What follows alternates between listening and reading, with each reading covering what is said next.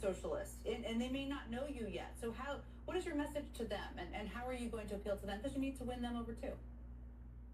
Yeah, for sure. So I'm going to continue to work hard and go and knock on every door and have conversations with people, even if they may not agree with me ideologically. I want to be clear. I just recently joined the Democratic Socialists of America, but I'm also a union organizer. I'm a mother. I am a wife.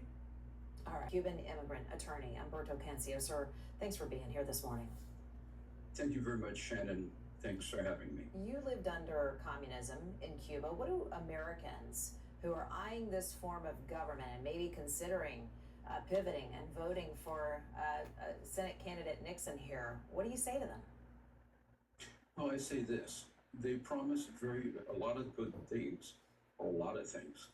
They are very good at putting their finger on problems, but they're horrible at solving them. Let me give you an example. In 1959, when Castro took over, one of his most famous utterances was to say, this year we're going to produce 6 million eggs. And when you hear that, you go, wow, that's a lot of eggs. And then you realize that the population of Cuba at the time was 6 million people. That meant 1 egg a year. How does that translate to the United States? Yeah. Well, let's look at the supermarkets in New York. They just finished to great fanfare building 5 supermarkets, 1 in each borough. Well, the population of New York is at 8 million people. Tell me that 5 supermarkets are going to be enough to do anything in the cost of food. It's not, but it sounds good. And that's the whole deal. They say things that sound good. When they go to pick who's going to get into that supermarket, I bet you that the people that will get in are the family, friends, and neighbors of the people who actually work there. And so they'll get lower numbers and they'll get in. What I'm hearing you say, if I could just mention this, what I'm hearing you say is rationing is headed our way. When you look at the price tag, healthcare for all, the price tag on that's $4 trillion. So when we run out of money or we can't raise the cash to pay for that, it's going to be rationing, healthcare rationing. Is that where we're headed?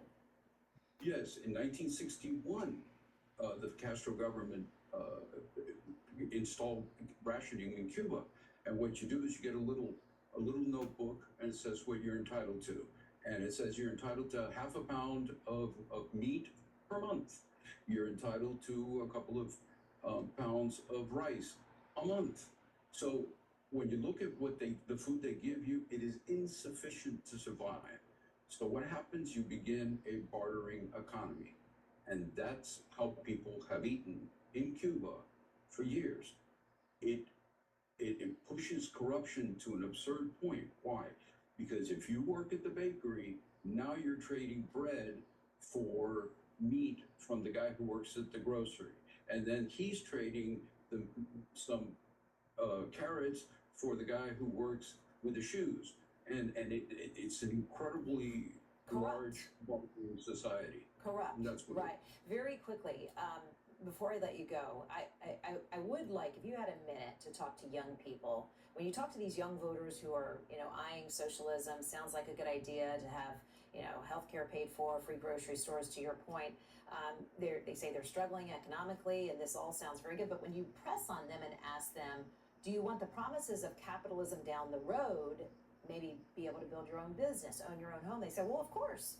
Speak to them right now. What they're doing when they vote for socialism in this country, are those promises of capitalism ever there for them again? No, they're not. They'll be dead. What we can do is, as a capitalist society, we can react to the situation right now because we have a very serious situation. The average age for first home ownership has risen from 29 to 40. Prices of houses have, at a minimum, tripled, and in some places, they've grown 10 times. So what are we going to do? We need to action right now. We can go into it a little bit if you'd like. For instance, in housing, we can look at